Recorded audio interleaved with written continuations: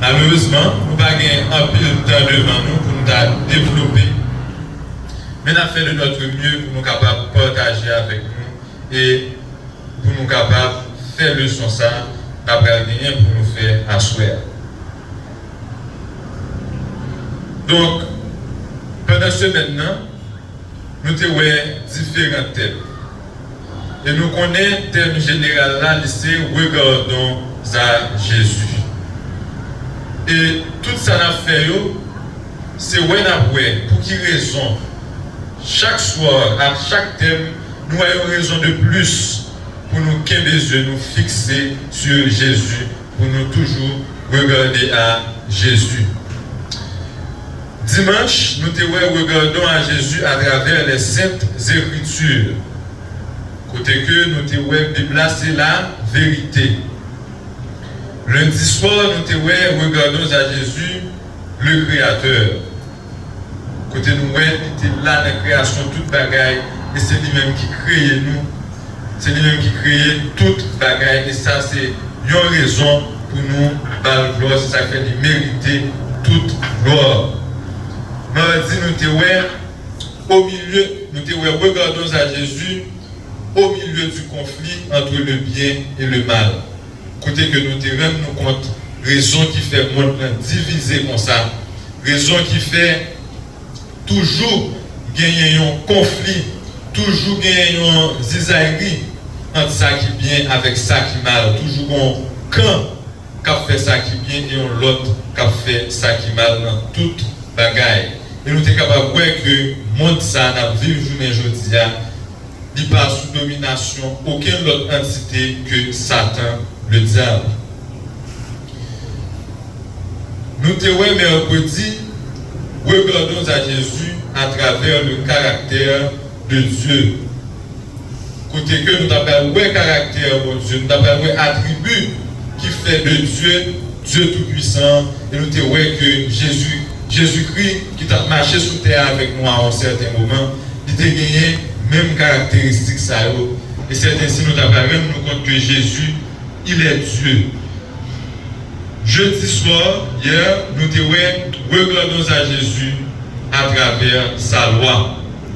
Et nous qui sa loi lui-même liée, pour qui ça là, et qui sa loi capable de faire pour nous, qui côté le camion nous. Et à ce moment, nous regardons à Jésus dans le plan du salut. À ce moment, c'est regardons à Jésus dans le plan du salut. On va nous entrer en nous baisser tête nous pour un coup de prière. Éternel, notre Dieu, notre Père, roi de l'univers, nous devons assurer, côté que nous avons comblé la première semaine, nous avons demandé pour accorder nous Saint-Esprit pour capable d'enseigner nous et convaincre nous. Nous avons prié concernant Jésus qui viendrait au siècle des siècles. Amen.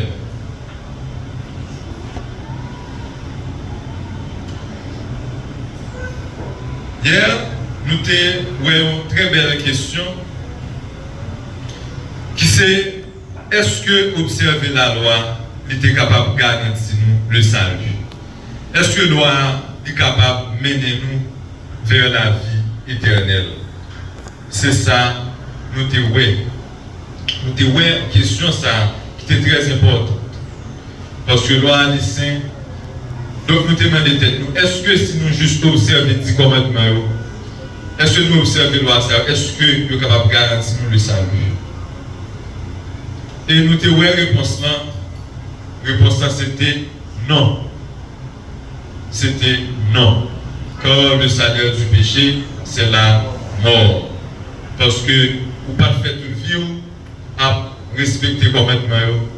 Et si vous n'avez pas de monde qui pour, si vous n'avez pas recevoir le pardon pour toute l'autre enfreint dans le passé, alors pas l'autre côté qui est réservé pour vous que la mort éternelle. On nous regarde dans 1 Timothée 1er, le verset 15. Pour nous voir pour qui raison Christ là lui-même était venu sur terre. Pour nous voir dans quel objectif Jésus-Christ est venu sur la terre. 1 Timothée 1er, verset 15.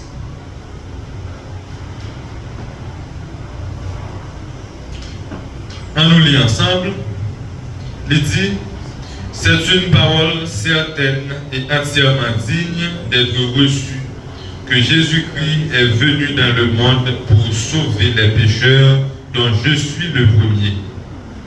Donc là, l'heure dit dont je suis le premier, parce que pour nous comprendre la Bible, premièrement, il faut nous comprendre la grammaire de la Bible. L'heure dit dont je suis le premier, là, il faut nous mettre en contexte, c'est l'apôtre Paul qui a parlé à Timothée.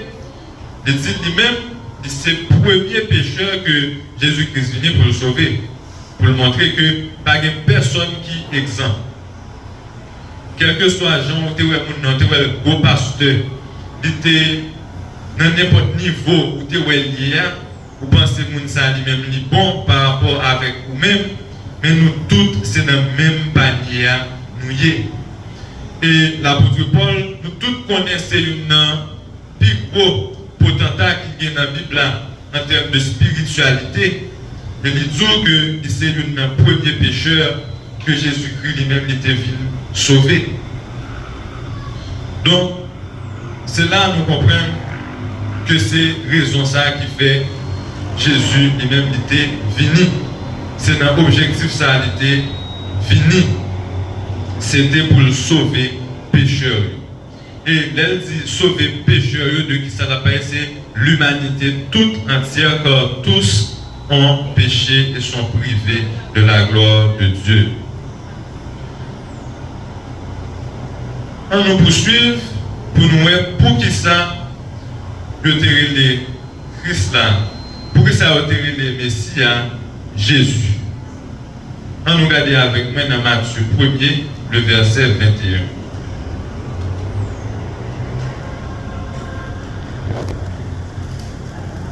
Matthieu 1er, le verset 21, il dit, elle enfantera un fils et tu lui donneras le nom de Jésus, car c'est lui qui sauvera son peuple de ses péchés. C'est lui qui sauvera son peuple de ses péchés. Jésus est sorti de l'hébreu Yeshua, qui lui-même veut dire celui qui sauve. Celui qui sauve. Il est sorti de l'hébreu Yeshua. Et nous sommes capables dès le début avec Moïse et Josué. Et Yeshua, ni Jésus sorti là-dedans et Josué sorti là-dedans tout. Non Josué. Et le fait nous comprendre que dans la Bible, avec Moïse, c'est Moïse, bon Dieu était bail loi. 10 commandements, c'est Moïse qui était bail. Les tableaux de pierre qui vient là-dedans, 10 commandements, c'était à Moïse. Et Moïse te mené le peuple là jusqu'à ce que presque arrivé, te mené dans porte terre promise là. Mais il n'est pas capable de rentrer avec eux. Ce n'est pas lui-même qui te permet de rentrer dans la terre promise là. C'était avec Josué qui était rentré dans la terre promise. Et ça, c'était en façon, c'était une sorte de prophétie pour montrer que loi est capable maintenant dans porte salut, il est capable maintenant dans porte paradis, il est capable maintenant dans bouche vie éternelle là. Mais pour rentrer, vous avez besoin de si là qui sauver, vous avez besoin Yeshua, vous avez besoin Jésus, c'est lui-même qui bat la grâce qui permet tout rentrer. Moïse, la loi, la mené on va priver devant. Mais pour rentrer, vous avez besoin de Jésus.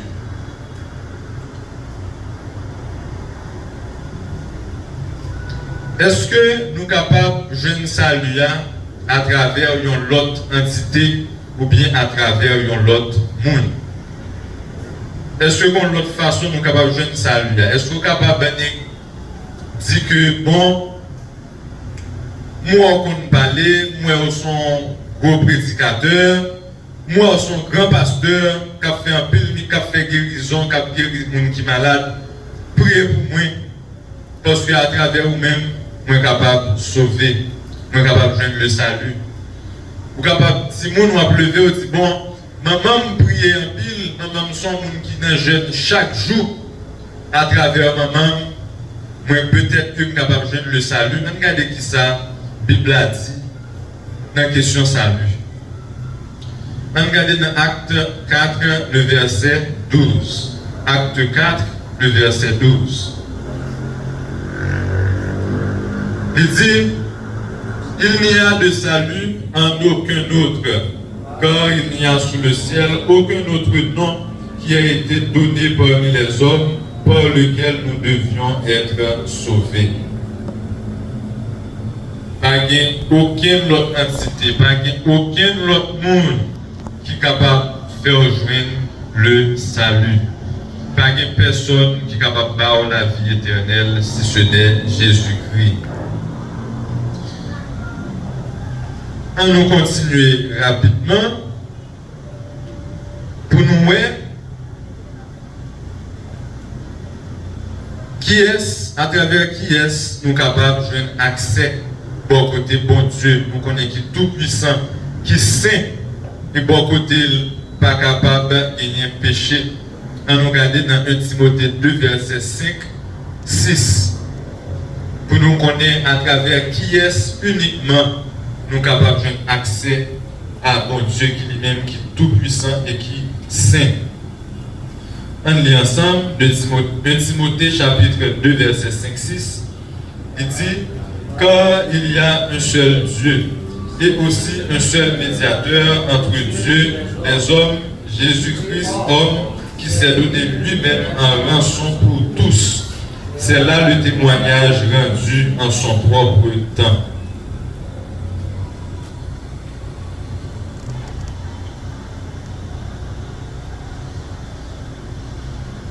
C'est ça, il dit. Jésus-Christ, homme, qui s'est donné lui-même en rançon pour nous. Et dans toute religion qui gagne sur la terre, c'est seulement nous-mêmes, les chrétiens, qui gagnons dans la base d'un leader qui prend la mort, nous capables de dire qui est aussi honteux que la mort Jésus-Christ lui-même était prend. Nous gagnons comme leader Jésus-Christ qui mourit sur un croix. Mourir sur un croix veut dire en pile bagaille dans le contexte social et politique qui a évolué dans l'époque ça. C'était la mort qui était plus dégradant qui était existé dans l'époque ça. Et il était fait volontairement pour moi-même avec vous-même. Volontairement, il s'est donné lui-même en rançon pour tous. C'est là le témoignage rendu en son propre temps. Qu'on y a là, en nous ensemble, si nous dépendons, est-ce que nous dépendons de Jésus? En nous regardant dans Jean 15, le verset 5. Dépendons-nous du Christ. Jean 15, le verset 5, il dit, je suis le cep, vous êtes les serments, celui qui demeure en moi et en qui je demeure porte beaucoup de fruits, car sans moi, vous ne pouvez rien faire. Je suis le cep, cep là, nous sommes capables de dire, nous sommes capables, par exemple, de mettre dans le contexte pour nous, c'est un tronc d'arbre, son pied bois. Tronc d'arbre là, seulement c'est branche. Seulement c'est branche. Si vous coupez en branche de un pied bois, toute feuille, toute fruit de poté, de tout a mouru. De tout a gagné, de tout a fini, a tourné poussière. Tandis que le pied bois, lui-même l'a prêté là.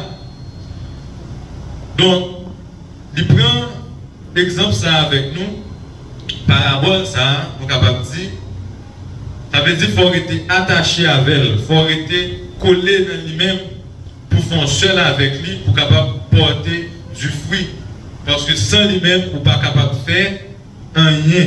Sans moi, vous ne pouvez rien faire. Rien du tout. Donc ça montre nous que nous dépendons totalement et entièrement de Jésus pour notre salut. Et pour nous finir, nous prenons attribut Christ lui-même gagné. Qui attribut était possédé?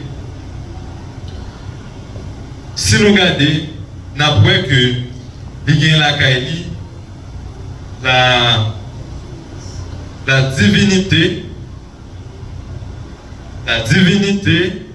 l'humanité et l'impeccabilité. La divinité veut dire que il était un caractère divin, il était Dieu. Jean que nous t'es déjà. Humanité veut dire qu'il était homme, il était humain. Même Jean avec moi-même avant, il était bien zol, il était bien sang, il était bien chair. Et tout ça nous gagnait. Tout ça nous gagnait. Toute tentation n'a subi, il était subi toute. Et impeccabilité, c'est une façon pour dire perfection. C'est une façon pour dire zéro faute. On nous regarde un texte qui montre nous divinité Jésus-Christ dans Colossiens 2, verset 9.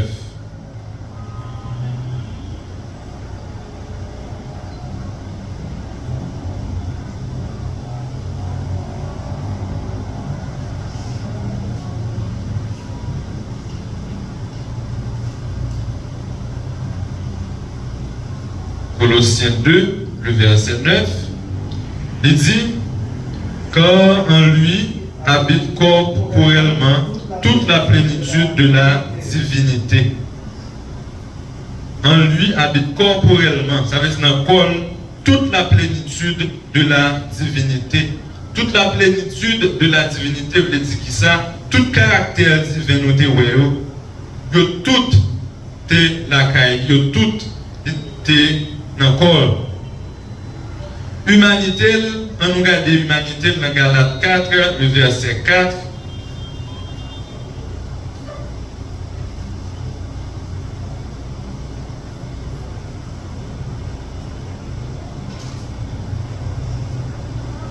Galates 4, verset 4, qui dit, mais lorsque les temps ont été accomplis, Dieu a envoyé son Fils, né d'une femme, né sous la loi. Son Fils, né d'une femme, né sous la loi.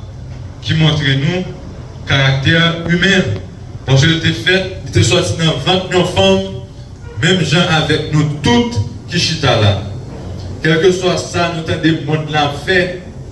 Tout ça essayé de faire dans la biologie, avec la science. Tout le monde fait, tout le monde qui fait, sort nous nés du ventre d'une femme. Et Jésus, il n'a pas fait exception à la règle. Il était sorti dans 29 femmes, même genre. Et l'impeccabilité, la perfection, on voit ça dans 1 Pierre 2, verset 22. 1 Pierre chapitre 2, verset 22.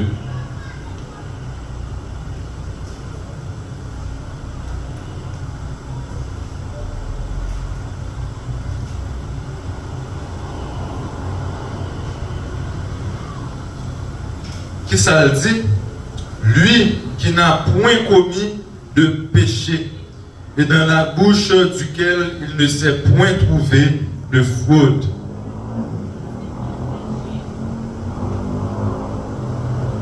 Il n'a point commis de péché et dans la bouche lui, pas de aucun mensonge qui sortit là-dedans, pas de aucune fraude qui était fait, il n'a pas essayé pour prendre avantage sur le monde.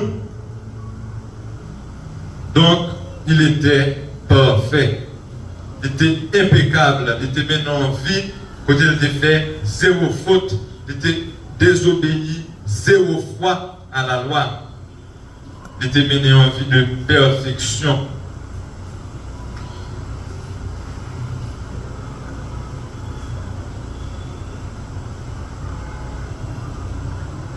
Donc, pour nous capables de finir, on nous garder preuve, union, divinité avec humanité. On nous garder qui ça prouve nous que Jésus, dans la personne de Jésus-Christ, il y avait l'union de la divinité et l'union de l'humanité. Il n'y a pas de 50% homme, 50% Dieu, mais il était 100% homme et 100% Dieu. Il était complètement Dieu et complètement homme. On nous regarde dans Romains 1er verset 3 à verset 5. Pour nous voir qui ça dit. Romains 1er verset 3 au verset 5. Il dit, et qui concerne son fils, né de la postérité de David, selon la chair, et déclaré fils de Dieu avec puissance, selon l'esprit de sainteté, par sa résurrection d'entre les morts, Jésus-Christ, notre Seigneur, par qui nous avons reçu la grâce et l'apostolat, pour amener en son nom à l'obéissance de la foi tous les païens.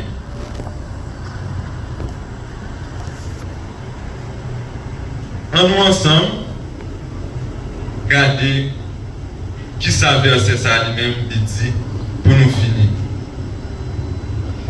Ça veut dire que il était humain. Parce qu'il dit nous, il est né. Il est né. Il est né. Ça veut dire que le fait, Jean-Michel là, de la postérité de David, de la postérité de David, il est fait dans la lignée de David. Donc ça fait de lui un homme. Il était une nature humaine dans la carrière parce que nous sommes à l'heure qu'il était fait, il était né du ventre d'une femme. Et il était divin, il était Dieu. Quand dans le même verset, il dit nous, dans le même passage là, il dit nous, il est déclaré fils de Dieu avec puissance, selon l'esprit de sainteté, par sa résurrection d'entre les morts. Donc, deux vérités ça réunies dans la même personne qui est Jésus. Il est le fils de David, qui veut dire que l'humain de la descendance de David, qui montre nous, humanité, et il est fils de Dieu, pas rien qui découle de Dieu, qui pas divin. Il est fils de Dieu, donc il est Dieu. Et on nous garde bien avec intelligence nous, pour nous comprendre ce qui fait là. Pour nous capable de sauver nous, pas de aucun autre moyen que pour à la fois Dieu et à la fois homme. Parce que pour mourir pour nous, pour mourir en place nous, il n'y a pas qu'à nos anges, il n'y a pas qu'à Dieu uniquement. Pour mourir en place nous, pour mourir pour nous, il faut que il faut qu'il soit homme. Pour mourir en place nous, pour prendre place sous quoi, pour mourir, pour pécher, il faut qu'il soit homme. Et pour sacrifice ça capable de dire un bagage, pour sacrifice ça a une valeur, il faut qu'il soit Dieu.